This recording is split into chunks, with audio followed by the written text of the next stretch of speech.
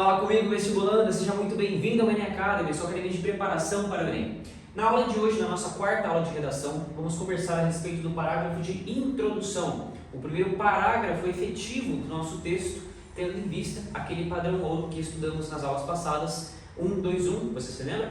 Um parágrafo de introdução, 2 parágrafos de desenvolvimento e um parágrafo de conclusão. Pois bem, chegamos agora então no módulo mais prático das nossas aulas, no qual a gente vai aprender a construir juntos, etapa por etapa, cada um desses parágrafos.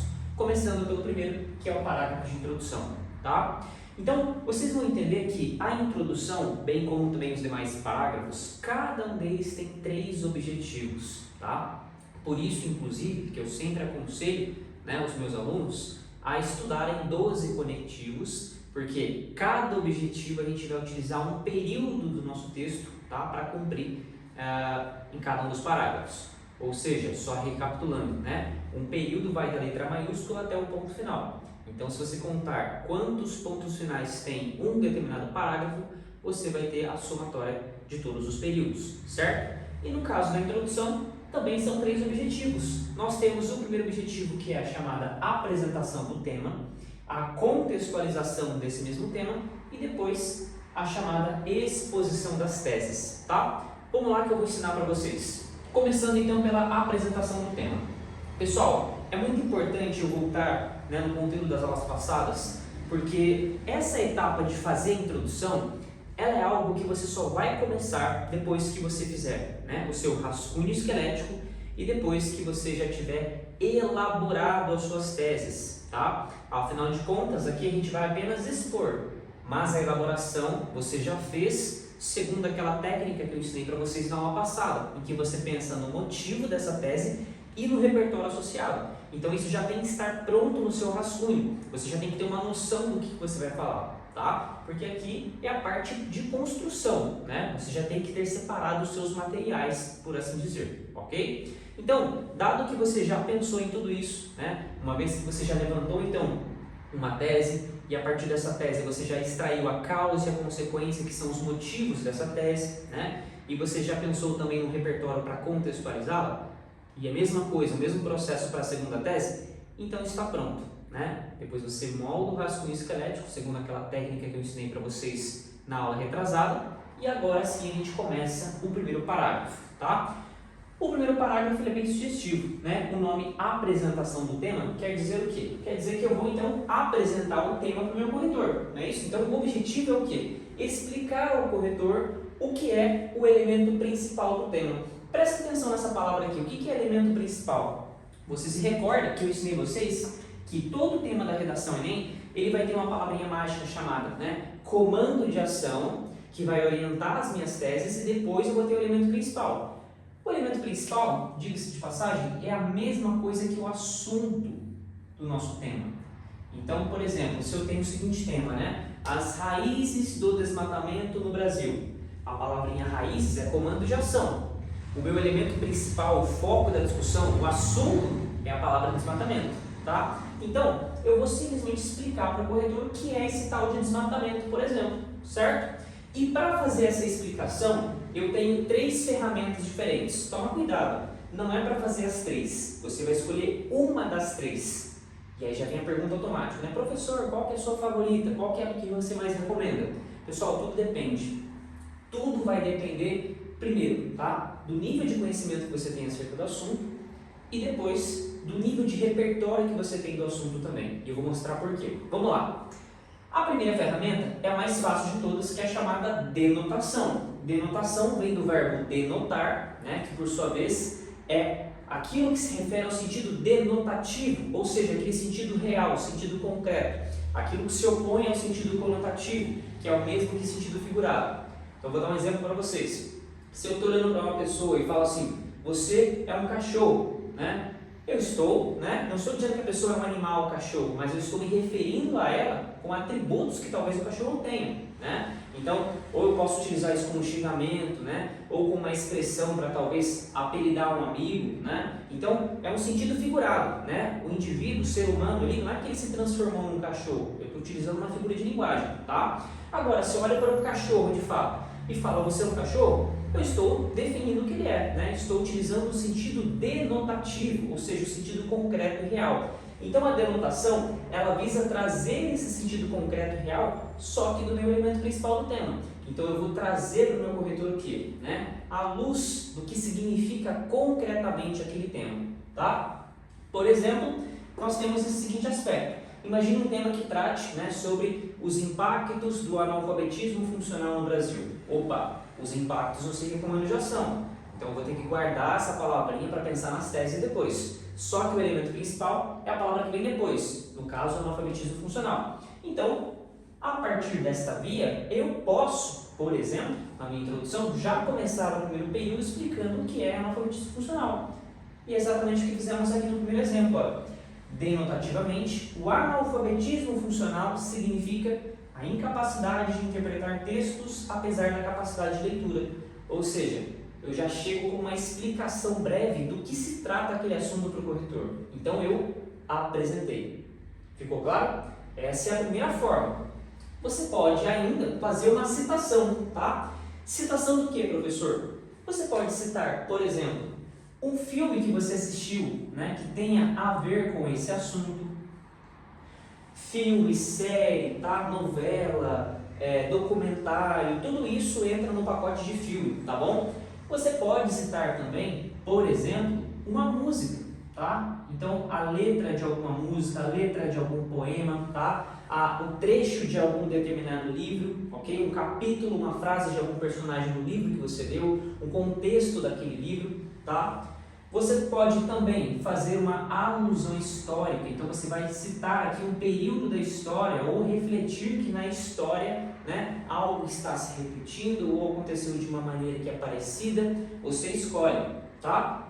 Como fizemos aqui no segundo exemplo, por exemplo, né? Olha só a redundância. Historicamente, o analfabetismo funcional ganhou força no Brasil desde a implantação do método Paulo Freire de ensino nas escolas.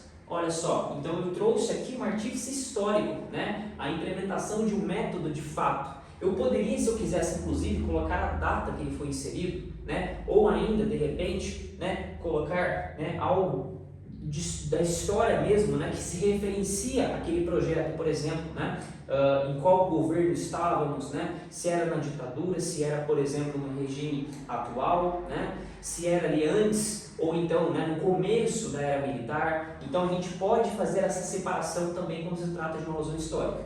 Da mesma forma, se eu resolvo citar um filme, né, eu preciso citar o título do filme entre aspas, tá? Isso é importante, e depois eu coloco onde o filme foi produzido ou onde ele é exibido para dar um norte para o meu corretor, certo? Então, pessoal, vou deixar mesmo. Só para vocês entenderem, nós temos essas duas possibilidades. E a terceira, que é a paráfrase, ela se refere nada mais nada menos do que a frases de autores, tá? Então a paráfrase, ela vai ser para autor, filósofo, pensador, especialista, tá? Tudo isso pode ser utilizado a seu favor para começar um texto. Como assim, professor? Imagina o seguinte, né? O tema é sobre analfabetismo funcional. Então você concorda comigo que ele tem a ver com uma questão educacional, certo? Olha só essa frase. Consoante ao filósofo iluminista Immanuel Kant, o homem nada mais é do que aquilo que a educação faz dele. Olha só, eu trouxe essa frase para representar algo, né, de concreto que tem a ver com a formação humana. E aí depois eu posso utilizar essa frase, por mais que ela não toque na palavra-chave do tema, né, que é analfabetismo funcional, eu posso utilizar isso depois para a segunda etapa na contextualização. E eu vou mostrar para vocês como essa paráfrase, ela dá um ar, né, de muita autoridade no seu texto, porque você está citando um especialista que você leu, uma frase que você se lembrou, muitas vezes de um filósofo renomado, né, de um estudioso no assunto, perfeito? Então, são 3 técnicas diferentes para você fazer essa apresentação, certo? Agora é o seguinte, pessoal, tudo vai depender do quanto você conhece sobre o assunto, né? Então, se você não é muito bom no tema e você não se recorda de nenhum repertório, talvez você não se lembre de um filme, nem de um período da história que você possa fazer uma comparação, né, um paralelo, e você também não se lembra de nenhuma frase, você pode apelar para a denotação e está tudo certo. Você só explica, né, mesmo que superficialmente, segundo aquilo que você conhece, para não deixar essa etapa em branco, né? Agora, se é um tema que você tem mais familiaridade, você pode fazer tanto uma citação quanto uma paráfrase, tá? De fato, é mais elegante do ponto de vista, né, de autoridade você fazer uma citação ou uma paráfrase, né, do que uma denotação, porque daí o corretor já percebe, fala, pô, esse cara aqui ele já está começando o texto com repertório, então o cara domina alguma coisa do assunto, entendeu? Então dá essa ideia. Não significa necessariamente que você não possa tirar a nota máxima fazendo uma denotação, mas o corretor já olha para o seu texto com outros olhos, isso eu garanto para vocês, certo? Bom, passado esse objetivo, né, concluído aqui o nosso primeiro período da introdução, válido ressaltar, tá? Eu vou colocar aqui para vocês que o parágrafo de introdução é interessante que vocês treinem fazer de 5 a 7 linhas, tá? Eu não me recordo se eu falei isso para vocês na aula de rascunho esquelético, mas a ideia é que vocês façam de 5 a 7 linhas, por quê? Tá? Porque esses 3 objetivos, eles vão variar. Se você vai fazer uma citação, evidentemente você vai precisar de mais linhas, né? Como por exemplo aqui, ó, 3 linhas. Agora, se você vai só denotar, 2 linhas já é o suficiente, então dá essa oscilada, ok? Vamos lá então, contextualização. Então eu já fiz a minha apresentação do tema, né? Eu já concluí o meu primeiro período e agora preciso ir para o segundo período. A contextualização, ela tem por objetivo o quê? Continuar o raciocínio da minha apresentação anterior, que é aqui essa etapa, por meio de uma comparação ou projeção. Qual que é a ideia então? Eu vou agora, né, pegar essa citação ou essa paráfrase e vou comparar com a realidade.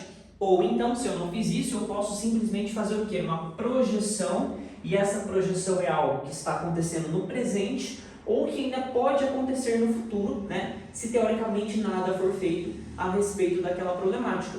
Entende? Então, eu vou dar um pano de fundo agora para essa apresentação. Então, se você tem aqui um filme, um livro, uma noção histórica, um filósofo, eu vou agora trazer um pano de fundo, tá? Para ilustrar melhor esse conceito trabalhado no filme, no livro ou na frase do filósofo, só que agora na realidade. E eu faço isso comparando com a realidade ou ainda fazendo uma projeção do que pode acontecer ou do que já está acontecendo hoje, tá bom? E o mesmo vale para a denotação, certo? Então vamos lá. Pega esse primeiro exemplo aqui da comparação, ó.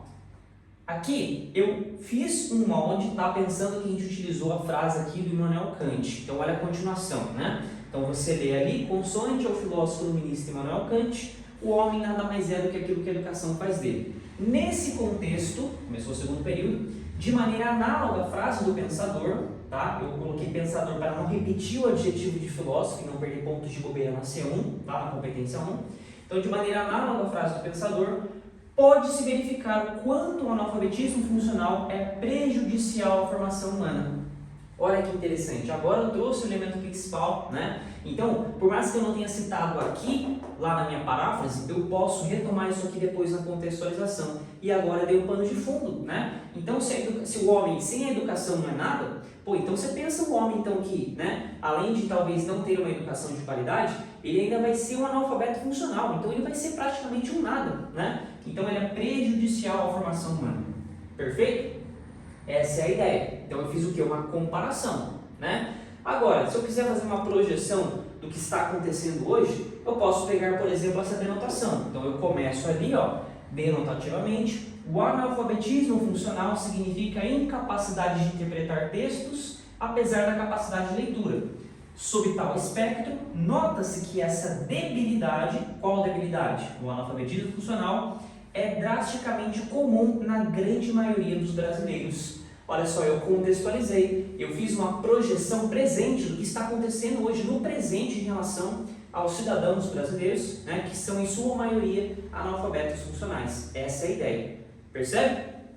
E ainda uma projeção futura, esse terceiro exemplo que eu trouxe para vocês, para dialogar agora, né, com o repertório histórico. Então, historicamente, o analfabetismo funcional ganhou força no Brasil desde a implementação do método Paulo Freire de ensino nas escolas. Nesse viés, a persistência de tal modelo educacional, qual o modelo educacional? Do Paulo Freire, né, tende a aumentar ainda mais o número de analfabetos funcionais no Brasil. Então, olha que interessante, né? Eu trouxe aqui a ideia de um contexto, de uma projeção do que pode acontecer no futuro se esse método ainda continuar presente. Deu para entender? Então são 3 ferramentas também, no caso 2, né? Só que uma deriva de algo que você pode fazer no presente ou ainda no futuro, tá? Então são 2 ferramentas poderosas para vocês contextualizarem a apresentação que acabou de ser feita. Ficou claro até aqui? E agora, para finalizar, a gente vai falar da exposição das teses. E aqui, pessoal, tá? Eu não vou focar na elaboração das teses porque eu já ensinei isso para vocês, tá? Você tem que pensar na tese a partir do comando de ação. Então, se por exemplo o comando de ação é impactos, né? Eu até coloquei aqui, ó, as teses devem obedecer o comando de ação. Então, diante desse tema imaginário que a gente inventou aqui agora, né? Os impactos do analfabetismo funcional na sociedade brasileira. Comando de ação é impactos, então eu tenho que pensar em impactos que vão causar na sociedade, certo? Aí eu penso na minha tese A e penso na minha tese B. Eu vou elaborar essas teses, eu começo a testar se é uma tese bacana ou não, a partir daquele conceito, né? De um motivo, que por sua vez deriva de uma causa e uma consequência, e também um repertório, tá? Depois que eu elaboro essas coisas, aí sim eu parto para a exposição, ok? O objetivo então é simples, né? Evidenciar as 2 visões que você vai ter sobre o assunto, perfeito? As 2 visões são chamadas de teses. Tese A é a primeira que você cita na ordem cronológica do texto mesmo, e tese B é a segunda, que vem logo depois. Por exemplo, ó, diante disso, dentre os impactos da problemática na sociedade, podem-se listar a ignorância política, então esse é o primeiro impacto, nossa tese A, e o atrofiamento intelectual do cidadão médio. Essa aqui é o segundo impacto, portanto, nossa tese B.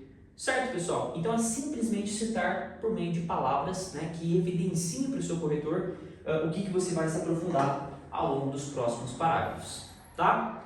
Então, sem grandes segredos, né? Isso aqui, então, é o parágrafo de introdução. Nós temos que fazer, então, uma apresentação a partir de uma dessas 3 ferramentas. Depois, nós contextualizamos essa apresentação por meio de uma comparação ou de uma projeção que pode ser presente ou futura. E, por fim, a gente encerra expondo as nossas teses. E aí, depois, a gente vai começar o parágrafo de desenvolvimento 1 a respeito da tese A, que é o assunto da próxima aula. Beleza? Então, pessoal, espero que vocês tenham gostado do conteúdo dessa aula. Qualquer dúvida remanescente, vocês podem me procurar, estou à disposição para ajudá-los em qualquer dúvida, tá? Não fiquem com dúvida, mesmo que vocês pensem que seja uma coisinha boba. Podem perguntar, beleza? Então é isso, pessoal. Fiquem todos com Deus. Muito obrigado pela atenção e até a próxima aula. Valeu!